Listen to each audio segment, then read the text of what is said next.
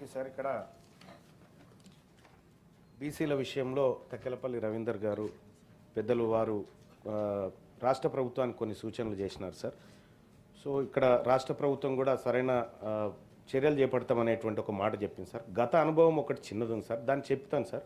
దయచేసి 2014 నుంచి 24 వరకు సార్ దాదాపు ఈ 17 ఉన్నాయి సార్ నా దగ్గర.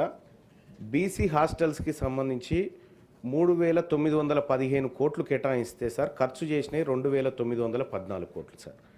ఇట్లా చెప్పుకుంటూ పోతే ఎంబీసీ కులాలకు 35 కులాల కార్పొరేషన్ 2017లో ఏర్పాటు చేస్తే 3,850 కోట్లు కేటాయించి 19 కోట్లు ఖర్చు పెట్టినారు సార్ గతంలో. నాయి బ్రాహ్మణ కార్పొరేషన్కి 760 కోట్లు అని చెప్పి అనౌన్స్మెంట్ చేసి 83 కోట్లు ఖర్చు పెట్టినారు సార్. అందులో కేవలం కరెంటు బిల్లులకు 45 కోట్లు ఖర్చు పెట్టినారు సార్. అలాగే వడ్డెర కార్పొరేషన్కు 70 కోట్లు అని చెప్పి పెట్టినారు సార్, కేవలం 17 కోట్ల రూపాయలు ఖర్చు పెట్టినారు సార్. గతంలో జరిగిన అనుభవం సార్ మాకు. ఇది రిపీట్ కాకుండా ఉండడం కోసం చెప్తున్నటువంటి మాట సార్.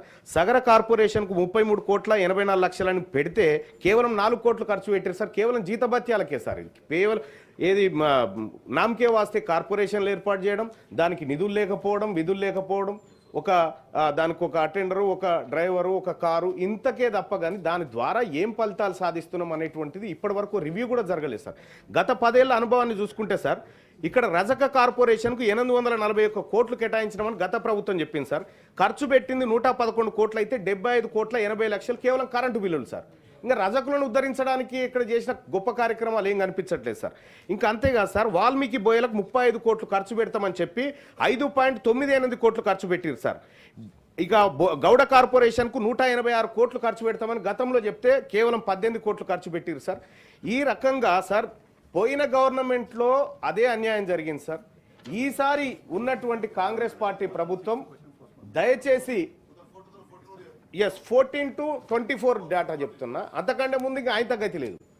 అయితే ఇప్పుడున్నటువంటి ప్రభుత్వానికి నేను చేసేటువంటి సూచన ఏంటంటే సార్, ఏదైనా చెప్తే చేయండి సార్. కేవలం కాగితాలకు పరిమితం అయితే దానివల్ల మా బీసీలకు వచ్చే ప్రయోజనం లేదు. కేవలం ఈ సభలో చర్చించుకోవడానికి తప్ప దేనికి పనికి రాకుండా ఉంటుంది. ఓ స్పష్టత ఉండాలి, ఓ టైం బాండ్ ఉండాలి. మేము ఈ బడ్జెట్లో దీనికోసం ఇంత ఖర్చు చేయబోతా ఉన్నామంటే అంత ఖర్చు చేసి తీరాలి సార్. ఈడ అంకెలు వేరే ఉంటాయి, అమలు వేరే విధంగా ఉంటుంది సార్. దయచేసి రాష్ట్ర ప్రభుత్వానికి నేను రిక్వెస్ట్ చేస్తా ఉన్నా సార్, ఒక నిర్దిష్టమైనటువంటి ప్రణాళిక మీ దగ్గర ఉందా?